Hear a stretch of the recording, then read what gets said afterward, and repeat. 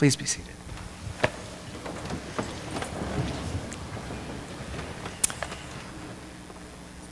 So I was in Vienna shooting video for a television network of which I was a part. I was one of the on-air hosts. There were two of us in the car, the other was driving. We were following our grip truck, when suddenly the grip truck made a left-hand turn in the streets of old Vienna that we did not follow, and we were totally and completely lost.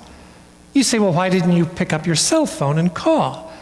Well, this was back when cell phones that worked in the United States did not work in Europe. And so you say, well, then why didn't you just ask directions? Very fine question. There were three reasons we did not ask for directions. First, we had no idea where we were going. Kind of hard to ask directions when you don't know where you're going.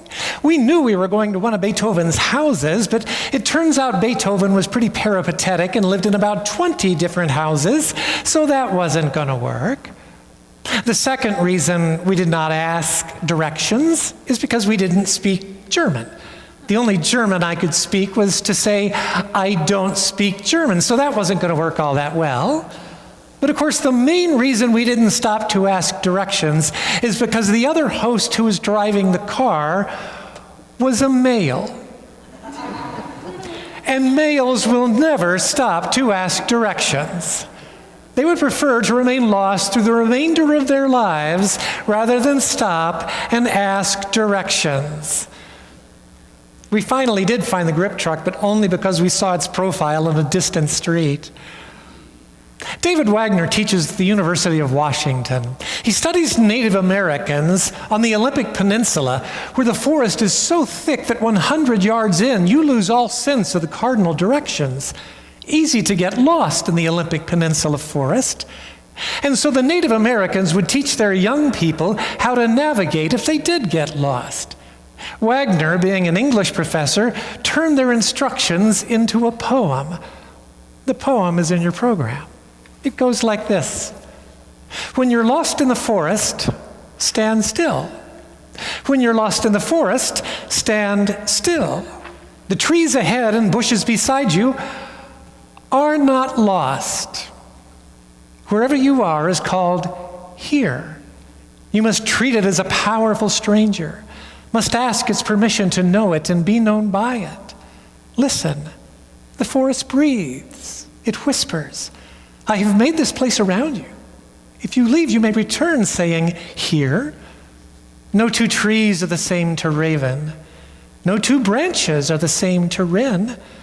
If what a tree or a branch does is lost on you, well, then you are surely lost. What do you do when you're lost in the forest? Stand still. The forest knows where you are. You must let it find you. John was profoundly lost. His parents, Zechariah and Elizabeth, discovered in their old ages that they were going to have a child. Elizabeth had a visitation from the angel Gabriel. She told her husband, who did not believe it would happen, and the angel caused him to be dumb, to not be able to speak. And then Elizabeth found out that her cousin Mary had also had a visitation from the angel Gabriel. And they got together to celebrate the coming births of their sons. And then came the day that John was born. Now, tradition would have it that he would be named after his father, Zechariah, but having ignored the angel and all, Zechariah knew that probably wasn't a good idea. So he said, well, let's call him John, and finally he could speak again. And John grew up, the cousin of Jesus.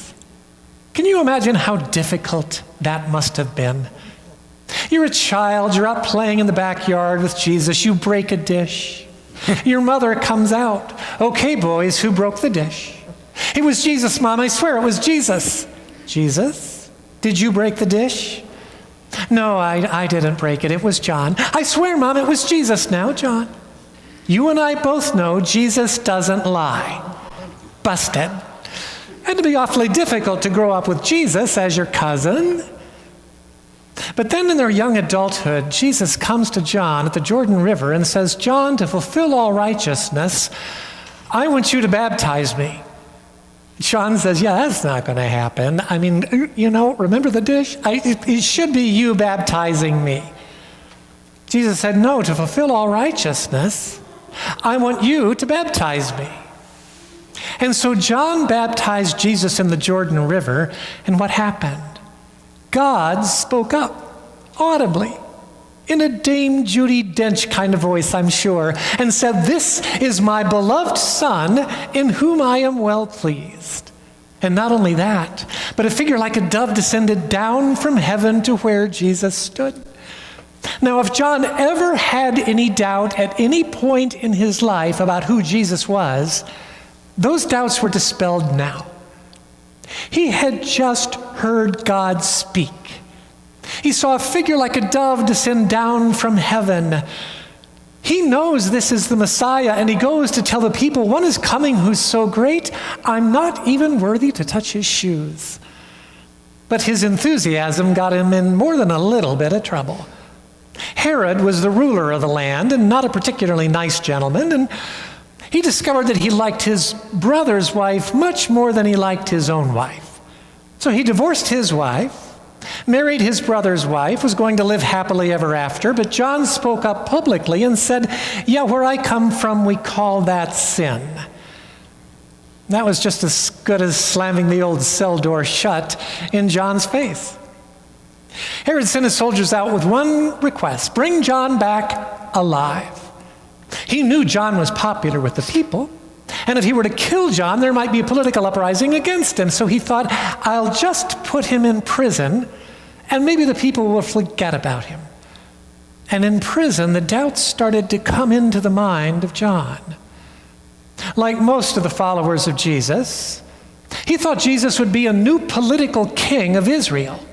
He would defeat the Romans, bring independence back to Israel, give his followers positions of power, Secretary of State and Secretary of Defense. And then reports start coming through the prison grapevine. Jesus doing nothing to put together an army. Jesus doing nothing to create an uprising. Jesus hanging out with the poorest of the poor and the lowest of the low. And John thought, could it be I'm wrong? Could it be that instead of preparing the way for the coming Messiah, I prepared the way for the village idiot? John is filled with doubts. And it's a good thing. Because doubting everything is the beginning of wisdom. That's right. Doubting everything is the beginning of wisdom. But it never feels that way. It always feels like death. You know, the truth does set you free, but most of the time, it's likely to make you miserable first. John's lost, profoundly lost, and it's all right, because lost is a place too. And it's all right to have to spend some time in the place called lost. You've been there, so have I. There's a wisdom to be gained in the place called lost you can't gain any other way in any other place. There's power that comes from having been lost. Now, there are people who don't ever get lost. They're the people who never go anywhere. But if you have the courage to respond to the call you feel, well, you will get lost. It's a part of the journey. And in that place called lost, you will gain a wisdom that you rather would not have had to have gained, but it is the wisdom that will carry you forward. I knew from the time I was 3 or 4 years of age that I was transgender. In my naivety, I thought I got to choose. I thought a gender fairy would arrive and say, okay, what's it going to be? But alas, no gender fairy arrived, so I just lived my life. I didn't hate being a boy, I just knew I wasn't one. Went to college, got married, had kids, built a career, but the call toward authenticity has all the subtlety of a smoke alarm, and eventually decisions have to be made. And so I came out as transgender and promptly lost all of my jobs. I had never had a bad review, and I lost every single job. In 21 states, you cannot be fired for being transgender. But in all 50, you can be fired if you're transgender and you work for a religious corporation. Good to know. It is not easy being a transgender woman. Joseph Campbell wrote and taught a lot about the hero's journey. It's common to every culture, every age, every language, every ethnicity, every people group. It always begins with an ordinary citizen called onto extraordinary journey onto the road of trials. And initially, the ordinary citizen rejects the call because, hey, it's onto the road of trials. And besides, the rest of the tribe doesn't really want him to be extraordinary. Tribes don't want anyone to be extraordinary. Tribes don't want people to respond to calls. Tribes want people to behave. But now that he's been called, the hero can't just go back. And a wise person, a Yoda, comes into the life of the hero. And she says, yes, now I have the power to be able to accept the call. And she accepts the call onto the hero's journey and immediately finds herself on the road of trials, on her way toward the Holy Grail. And then it gets worse. She goes into a deep, dark cave with a blackness that she's never seen before. It's what Dante was talking about in the beginning of the Commedia, the Divine Comedy, when he said, in the middle of the road of my life, I awoke in a dark wood where the true way was wholly lost. Yeah, I've been there, done that. It's what John of the Cross called the dark night of the soul. John is in the dark night of the soul. Is it true that he's not the Messiah? He's lost. He sends his followers to Jesus with a single question: are you the Messiah, or is there another one we should be waiting for? And what kind of an answer does he get back? Jesus says, go tell John the things you see me do and hear me say. The blind receive sight, the lame walk, the deaf hear, the poor have the gospel preached to them. When John gets that answer, I'm sure he's thinking to himself, hey, I ask a simple yes or no question, I get a riddle for an answer. But there's not a whole lot to do in prison. So he can ruminate, just think about it. He was a student of the scriptures, and no doubt at some point in the process, he begins to realize, hey, wait a minute, I've heard those words before. And he realizes they're words of the Hebrew scriptures. And he goes back, thinks through them. And that's when he begins to understand the truth. Ah, okay. So Jesus is in fact doing exactly what the Old Testament prophesied the Messiah would do. So the story goes on. Herod's new wife's daughter does a dance before an entire party Herod has thrown. And it's an amazing dance. It's absolutely beautiful. In fact, it's so good that when the dance is over, he says to her, you can have anything you want. She said, oh, well, I think I'll take the head of John the Baptist on a platter for my mother. He'd offered right in front of everybody. He had no choice. She got what she asked for. Not a very happy ending. But then the faith that looks for a happy ending on this side of time and space is probably not the best kind of faith anyway. But the interesting thing to note is, immediately after John's disciples asked Jesus the question, and Jesus has just learned that John, his cousin, has doubted Jesus' very identity, Jesus turns to the crowd, and what does he say? I can imagine what he would say. He'd say, whew, didn't see that coming. I mean, the guy saw a dove come down from heaven. He heard God speak. What? And now he's filled with doubts. Is that what Jesus says? No. He turns to the crowd and says, there is none born of woman any greater than John. So Jesus knew it too. But lost is a place. Lost is a place too. You know, every single one of us is called onto the hero's journey. All of us. The question is not, are you called? The question is, will you answer the call? And if we look at this story, Well, it's pretty obvious to us that Jesus is far more concerned that we answer the call toward authenticity, that we answer the call we experience, than he is about whether or not we get lost on the way. Of course we're going to get lost on the way, but lost is a place too. And it's all right to spend time in the place called lost. So I came out as transgender. I'd been the CEO of a large religious corporation. I'd taken it over when it was a tiny fledgling organization with a budget of $160,000, and it just worked on Long Island. And then I left 35 years later. It was, by the way, I started when I was 5. We're going to stick with that. So when I left 35 years later, it was a $4 million ministry that worked all across the world. I lost that job in 7 days. I was the editor-at-large of a large Christian leadership magazine.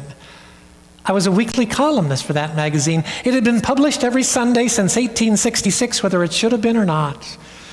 I lost that job in 7 days.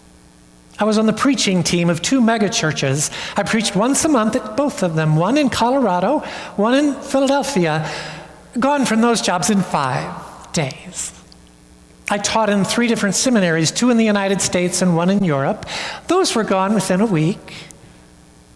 I lost just about everything, including $750,000 of pension. But I gained myself. Would I do it all again? Of course I would. Because the call toward authenticity is sacred. It is holy. It is for the greater good. My favorite poet is Mary Oliver. My favorite poem is The Journey. One day you knew what you had to do and began, though the voices around you kept shouting their bad advice, though the whole house began to tremble and you felt the old tug at your ankles. Mend my life, each voice cried, mend my life, but you didn't stop. You knew what you had to do, though the wind pried with its stiff fingers at the very foundations, though their melancholy was terrible. It was already late enough, and a wild night, and the road full of fallen branches and stones. But little by little, as you left their voices behind, as you left their voices behind, as you left their voices behind, stars began to burn through the sheets of clouds, and there was a new voice, a new voice, a new voice, which you slowly recognized as your own, that kept you company as you strode deeper and deeper into the world, determined to do the only thing you could do, determined to save the only life you could save.